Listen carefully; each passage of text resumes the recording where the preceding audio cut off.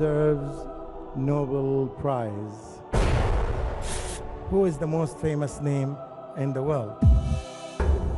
They gave the name of John and Mary and Muhammad. Allah subhanahu wa ta'ala simply said in the Quran, وَرَفَعْنَا لَكَ ذِكْرَكَ. Just 1400 years ago, and just few years back, it was announced on American TVs that Muhammad sallallahu alaihi wasallam is the most famous name in the world. But I said that this was not a shocking news at all.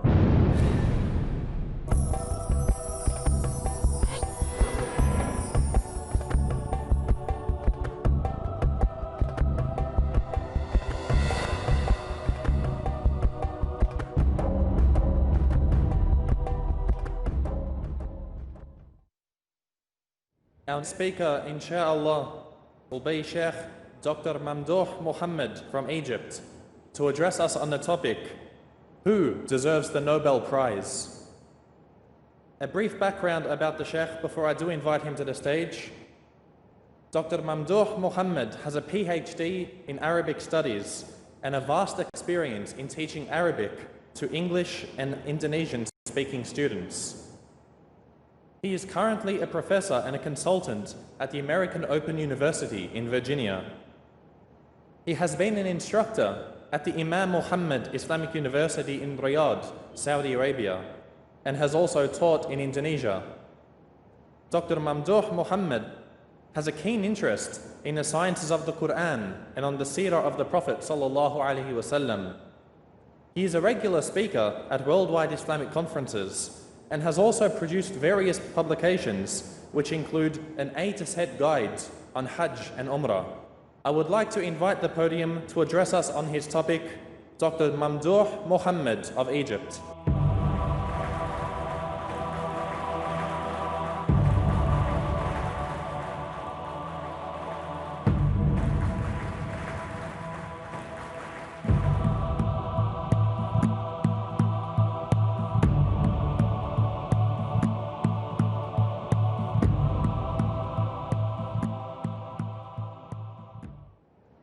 بسم الله الرحمن الرحيم الحمد لله رب العالمين والصلاة والسلام على أشرف الأنبياء والمرسلين نبينا محمد وعلى آله وصحبه أجمعين. أحبتي في الله، أحييكم بتحية الإسلام. السلام عليكم ورحمة الله وبركاته. My topic today looks interesting, and I think the most interesting part of it is the end of it, when we know the answer of the question that I will begin with: who deserves Nobel Prize? I selected this topic because in the last few days, some people got the prize, and some newspapers and media raised questions about the value of this prize, or how much really this person or that person deserves the prize.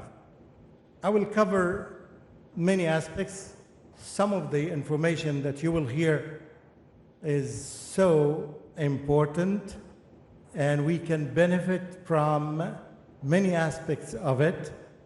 I will talk about the Nobel Prize and what does it include, and who is Mr. Nobel himself, and when did the prize begin, and a short CV or biography of Alfred Nobel, and different prizes of Nobel, and the general picture of the prize and the distribution of the prize in the world, and some reflections about the life of Alfred Nobel. And I will try at the end to answer the question, who deserves Nobel Prize? But before that, I'd like to give you a small question to think of it. You would ask yourself, why did the first speaker give his lecture from that corner, and why am I giving this lecture from this corner? I think you deserve a prize if you give us the correct answer at the end. This is something to keep you busy during the lecture. First of all, Mr. Alfred Nobel, the one whose Nobel Prize was named after him, is considered one of the most famous names in the world. But I'm quite sure that you know the most famous name in the world is Muhammad sallallahu alaihi wasallam, the most famous name in the world. And I still remember the experience when I was watching the TV and I was watching Fox Morning News in Virginia while I was sitting at the comfort of my sofa, and I found that the person on the TV was asking this question: who is the most famous name in the world? Or what is the most famous name in the world? And then after 5 minutes, they brought 3 answers and they gave the option to the people to select. They gave the name of John and Mary and Muhammad. And after 5 minutes, they came back to announce that Muhammad sallallahu alaihi wasallam is the most famous name in the world. Everybody was happy to hear that. But I said that this was not shocking news at all. Anybody who read the Quran would know this fact, would know this truth. Allah subhanahu wa ta'ala simply said in the Quran, وَرَفَعْنَا لَكَ ذِكْرَكَ. We made your name high. Just 1400 years ago, and just few years back, it was announced on American TVs that Muhammad sallallahu alaihi wasallam is the most famous name in the world. It is the reality, it is the truth. Anyway, Alfred Nobel, now this name is one of the most famous names in the world, and his prize is one of the oldest and most famous prize and the most valuable one. Alfred Nobel was born in 1833 in Stockholm in Sweden. His father was a civil engineer. He was an inventor of ways to explode rocks and also specialized in building bridges and building roads. His father was bankrupt. His father was bankrupt. In the same year Alfred was born. In other words, was he a bad omen or good omen? But his father was bankrupt. His family had to leave to Russia. His father invented sea mines, explosives that are used in wars. This is the father of Alfred Nobel. And the reason I'm saying that, because at the end you will find some similarities between the father and the son. Like father, like son. His father made a fortune, a big fortune, of these explosives that he invented. And he had private, excellent teachers for his children. Again, I want you to focus on this. The father brought the most famous teachers at his time to teach his children. Nobel's genius was quite noticeable since he was young.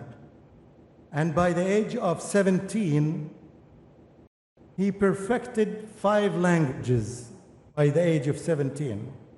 And he began to write poetry. And he had many areas of interest. And his father sent him to many countries, European countries, and to the USA to get better education. And I want you to focus on these issues, because sometimes if you want to bring up the level of excellence to your children, you need to think of these issues. He met with many inventors when he was in these countries. Then the whole family moved back to Stockholm again, and Alfred Nobel took his notes with him about explosives. He had some notes and some research written about that. And the liquid that he invented was called nitroglycerin. It's an explosive liquid. I hope you don't invent something similar to it. Nobel managed to manufacture 140 kilograms of explosives. But the factory that he made exploded in 1864, which resulted in the death of his younger brother and 4 scholars of chemistry. Perhaps, as it is explained by others, that this was a turning point in his lifetime, when he found himself and his research was responsible for the killing of his innocent brother and some other scholars.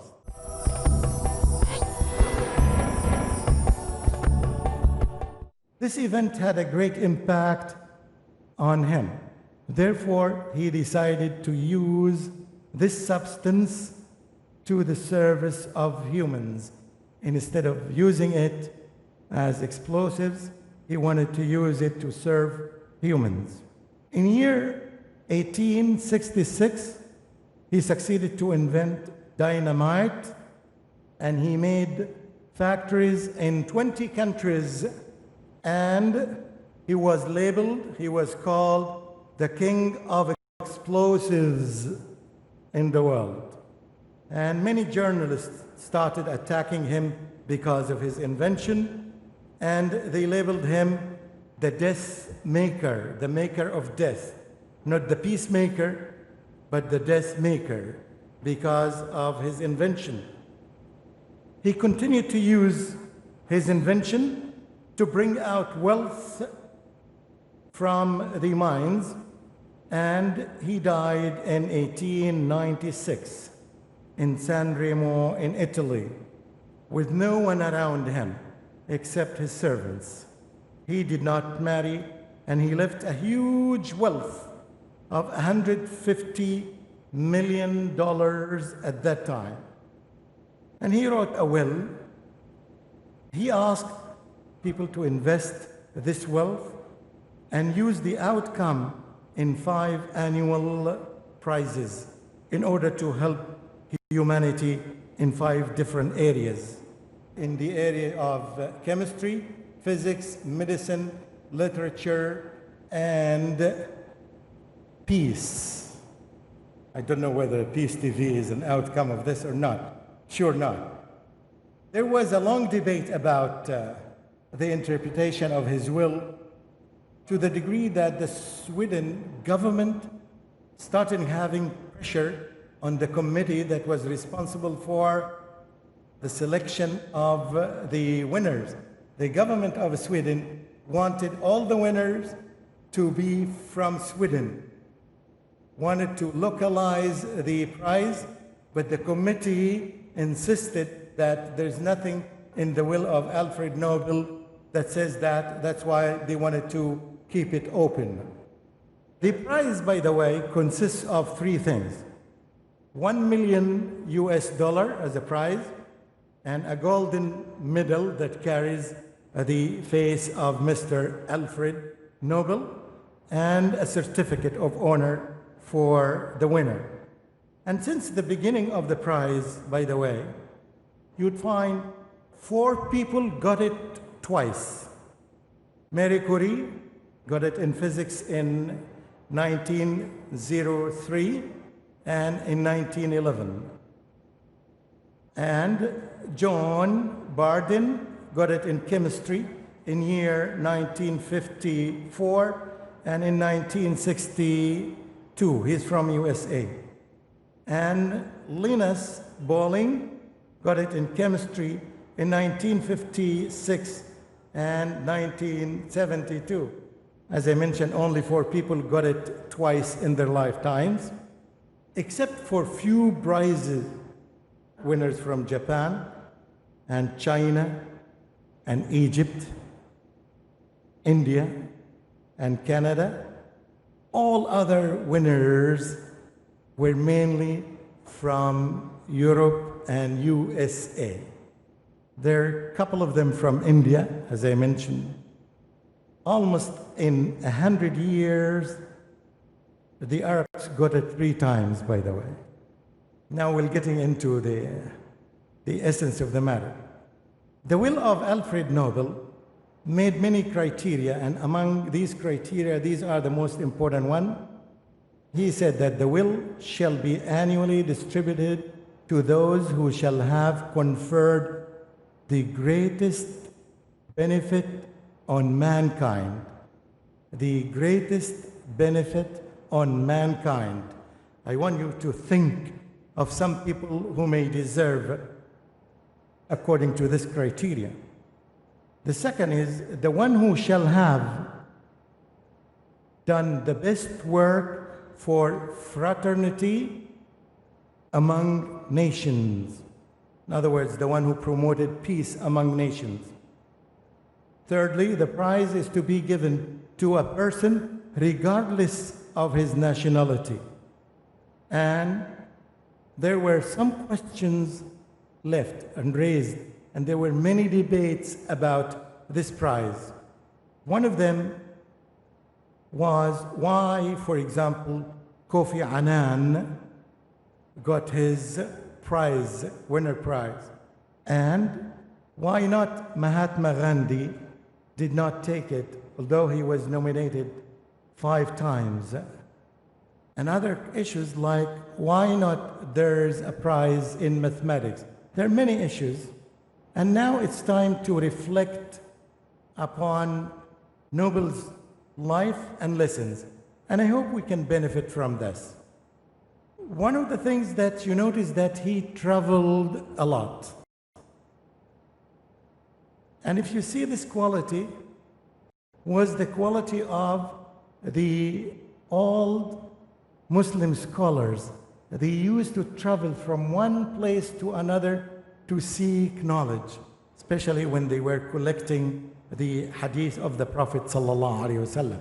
So traveling, it's not necessary that you find the suitable type of education for you or for your kids in the place that you live in.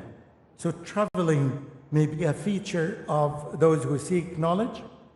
The second is that while seeking knowledge, you will find some hardships. Like in the case of Nobel, you know that his family was bankrupt. His father was bankrupt. They were very poor, but after a short time, they got the wealth. During his experimentation with his invention, his younger brother died because of his invention mainly, directly or indirectly. So sometimes in our lifetime, something negative, something that we don't like happens. Another element that we need to look at is the importance of good quality education. And good quality education requires good teachers. And I mentioned in a previous lecture that the more the teachers are excellent and are experienced, the more good products, good outcome, and good leadership that we will have. And I think that every Muslim should pay attention to this issue.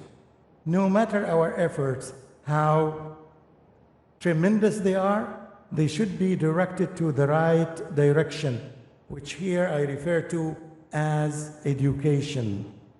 By good teachers, you will have good students and good leaders. With bad teachers, the result would be average and no progress will happen. In every area in life. So how about the area of religion? It's so important to pay attention. And this is one of the areas you need to invest your money in. If you have the money and the capacity, invest them on teachers. I'm not telling you that because I'm a teacher, you can hire me to work for you, definitely, but this is the reality. If you get good education for your kids, they become something in the world. This is one of the lessons. And also, the invention of dynamite was a double-edged weapon, was used in positive areas, and it is used in negative areas, mainly in wars and in killing people. And this is something that you need to think of. If you are about to make an invention and it has some good elements in it, but the bad elements in it are tremendous, would you go ahead and finish your project, or would you stop because you don't want to harm human beings? Now, let's ask ourselves, without naming a person, why shouldn't the prize be given to a person who has these qualities? And I'll start talking about some of these qualities. One quality, if we apply most of these qualities to some people, they would have taken the prize almost every year and nobody else would have taken them. For example, we mentioned one criteria is that for the benefit of mankind. So the more benefit to mankind, the more liable that this person would take the prize. Look at this person who spent some years of his life fighting poverty by different ways. One of his techniques is that he promoted fighting poverty by fasting. Look at this element. Muslims fast a month per year. And when we fast, the average number of daily meals, daily and night meals, is 2 instead of 3. In other words, we are saving 1 meal per day in Ramadan.